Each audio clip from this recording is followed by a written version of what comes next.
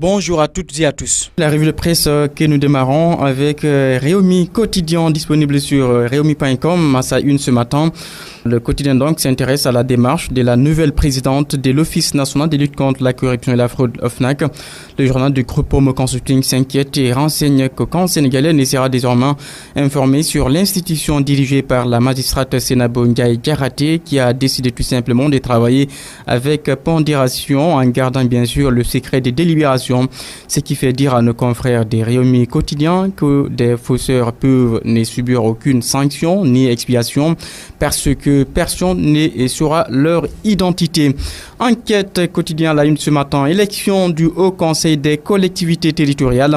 Macky disloque Takao Dakar, Alioune Ndoye, Jean-Baptiste Diouf, Babacar Mbeng, etc.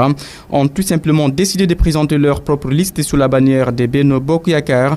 Khalifa Sall mise sur Cheikh Gueye, Pape Babacar Seck et compagnie. L'As quotidien également s'intéresse à cette institution, la bataille de Dakar, la liste des 10 maires exhibée par Alioune Ndoye et ses frites. Diouf Sarr fait chèque au plan Macky pour la liquidation de Khalifa Sall. Les détails des négociations entre Takao Dakar et Benno Bokk Yakaar à lire donc à la une de l'As quotidien qui nous informe également que 6 partis appellent au boycott au Conseil des collectivités territoriales. Le quotidien Macky torpille Khalifa, des maires de Takao Dakar rejoignent Benno Bokk Yakaar et donc ça a la une également de la Tribune, cette institution qui fait toujours parler d'elle. Pour nos confrères de la Tribune donc en titre ce matin, tir groupé sur le HCCT au Conseil des collectivités territoriales. Déthié Fall, vice-président des Réumi, ont dissous une institution de 100 membres pour faire revenir une de 150 membres. Et Yoonu Askan Wi et compagnie, c'est une contrefaçon de l'ancien Sénat inutile budgétivore. Et Maître Ella Diouf lui renseigne tout simplement que le Haut Conseil est une farce. Maître Ella Diouf, le député.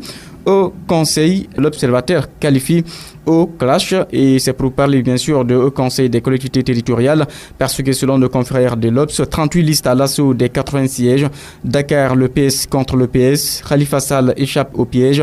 Benoît Sambou de la coalition Benno Bokk Yakaar, il y aura du bruit et des frustrés. C'est la mise en garde de Benoît Sambou. Le PDS, Benno Bokk Yakaar, AJ/PADS, l'UCS forme une coalition pour cette institution. Walf Quotidien s'intéresse à l'affaire Sonko. Ousmane Sonko, leader des PASTEF à la une. Macky Sall est un apprenti dictateur. Sa femme et ses enfants ont la nationalité américaine. Il a payé 50 millions au fisc américain entre 2008 et 2012. Ils se sont partagés le pays. Marine Faye et sa famille, c'est tout ce qui est hydraulique et assainissement. Des nouvelles révélations de l'inspecteur Sonko à lire donc à la une de Walf Quotidien. Libération de ce matin, trafic des domestiques sénégalaises vers les pays arabes. Coup de filet policier au Koweït. 6 personnes dont une sénégalaise sous les verrous.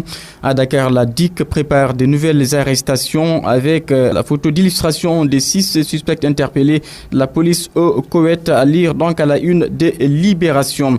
Et nous parlons évidemment sport de ce week-end où nos confrères de Walf Quotidien titrent également pour parler donc des Jeux Olympiques de Rio au Brésil. 5 matchs, 5 défaites. Fin de vacances olympiques pour les Lions du basket du Sénégal. Pendant ce temps, le quotidien qui parle également de ce basketball des Jeux Olympiques, meilleure marqueuse contre la Serbie, Astou Traoré, l'énergie des Lions. Et pour parler toujours avec la Premier League anglaise, Sadio Mané démarre fort. Premier League à lire donc à la une de l'enquête qui informe également que Gana Gueye et Sadio Mané ont prié d'entrée avec l'ouverture donc de la Premier League anglaise en Angleterre.